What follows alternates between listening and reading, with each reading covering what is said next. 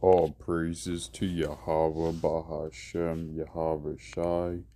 Let's get into this. It says war is definitely coming and not a rumor anymore. No farms by 2030. Let's start. En effet, nous avons aujourd'hui 26 pays qui formellement se sont engagés, plusieurs autres encore à clarifier leur position, mais 26 pays qui se sont engagés à déployer comme force de réassurance des troupes en Ukraine ou à être présents sur le sol, en mer ou dans les airs pour apporter cette réassurance au territoire ukrainien et à l'Ukraine le jour d'après le cessez-le-feu ou la paix. Cette force n'a pas pour volonté ou pour objectif de mener quelques guerres contre la Russie, mais c'est une force qui doit garantir la paix et apporter très clairement un signalement stratégique. Elle se déploiera dans le cadre d'un cessez-le-feu, pas sur la ligne de front, mais dans des géographies qui sont en train d'être définies, mais elle vise à prévenir toute nouvelle agression majeure et à impliquer les 26 États très clairement dans la sécurité durable de l'Ukraine. En effet, nous avons aujourd'hui 26... Alright, next one. Thank you, Mr. Rapporteur. Your report is probably my favorite in my short period of work here. This is the best because it's very honest. It's very frank. It openly states that it's all political. It's not about business. It's about politics. It's not about... Alright, so as you can see from the one video, right? Emmanuel Macron is gathering 26 countries who have already formally committed to going to war with Russia in the aid of Ukraine. Now, the thing is,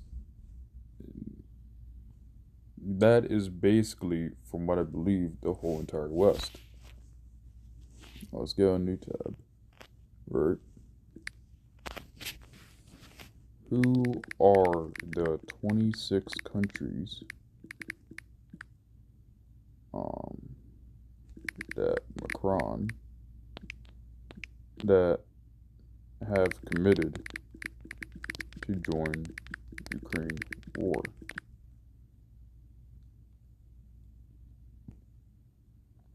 Now, we're going to see who the 26 countries are.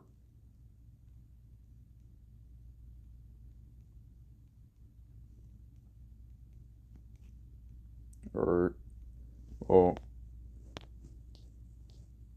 right now I don't see this, but we do know that the 26 countries are most likely Western countries, clearly. So we have basically the whole West gathered to fight the whole East. So you have Macron, and you got America having the whole West to go against China, Russia, and you have Russia, who has basically the whole East of China, Russia, South Korea, and Iran, and probably even India ready to go to war with the West. So we have a legit East versus West going on. And eventually, this is going to turn to Armageddon, because they're all going to be fighting each other. Right? It says in 2 Ezra chapter 16, verse 33, the virgin shall mourn, having no bridegrooms. The woman shall mourn, having no husbands. Their daughters shall mourn, having no helpers. Right? In the war shall the bridegrooms be destroyed, which is happening right now in Ukraine. Right? And it's going to start happening at a global rate instead of Ukraine, because you're going to have America probably soon introduce the draft. Right now you have America going to war with Venezuela. Right? And if Venezuela has to draft people, who do you think they're going to draft? Men? And then you got Russia. Even though Russia is beating Ukraine, the men are still dying. Right? And soon, you're just going to have a lot of men die because of the war. And you got to understand, with this war going on, one of the effects will be famine. So you're going to have a lot of people die of famine. Right? Let's see. How has the Ukrainian war affected the male population? Let's get this out. says the Ukrainian war has had a devastating and multifaceted impact on the male population, leading to high casualty rates, significant, and we'll go to here, a severe long-term demographic crisis due to loss of life and reduced birth rates. Right. So this is a double whammy. This is a double whammy, right? Because in America during World War II, when the men were fighting in the war, what happened was the woman basically brought the men back. Now, what do I mean by that? Well, the woman, right? When all the men were dying in World War II, the woman gave birth to a lot of children right back at home. And a lot of those births that were being given to were male children. This is called the returning war effect, right? So therefore, it was as if the male population was brought right back during the World War II war and after the World War II war, because women were having lots of children and a lot of the children were males, right? So, you have something called the replacement rate. Well, in this case, in World War II, the males were successfully replaced by the children being born. However, nowadays, that's just not the case, right? Nowadays, women aren't having children. Nowadays, the replacement rate is reduced. It's below. So you have these men dying and they're not getting replaced. You have these men dying and you're not having a returning war soldier effect, right? You have these men dying and the women aren't birthing enough male children or any at all to replace the men that are dying in the war, right? It says males are more likely to suffer battlefield injuries and so on and so forth. This loss of life, particularly among young men, is happening at a time when both Ukraine and Russia are already facing demographic challenges, impacting their future labor forces and economics. Now, Russia already has a demographic where there's more women than men, right? How many women in Russia compared to men?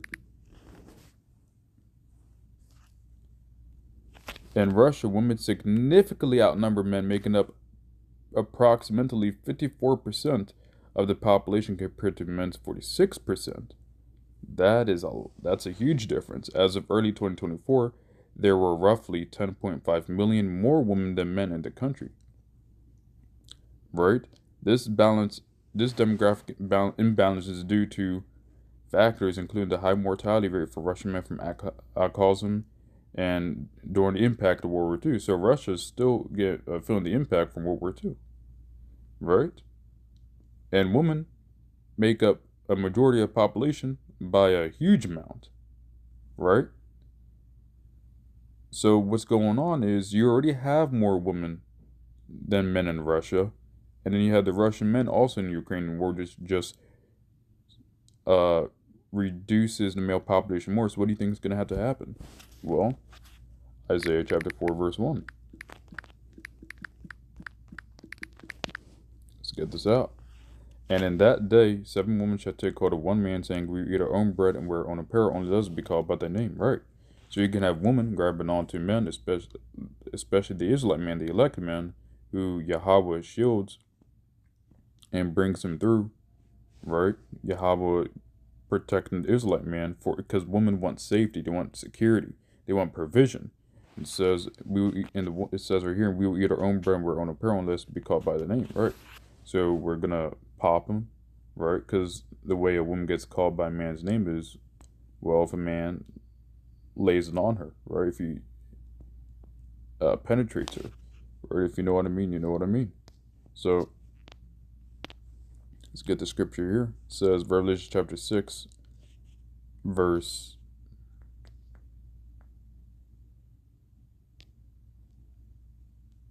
It's good. Verse 4. And there went out another horse that was red, and power was given to him that sat thereon to take peace from the earth, and that they should kill one another, and there was given him unto a great sword. Right. So you can have war going on around the whole entire world, and it's going to be great, right? And you're just going to see war everywhere. Right now, we see war being geared up everywhere. But now it's going to come to a point where war is happening everywhere. You already have wars going on, like perhaps some parts in Africa, right? And in Ukraine and Russia, but it's going to escalate and escalate until there's going to be all out war everywhere, right?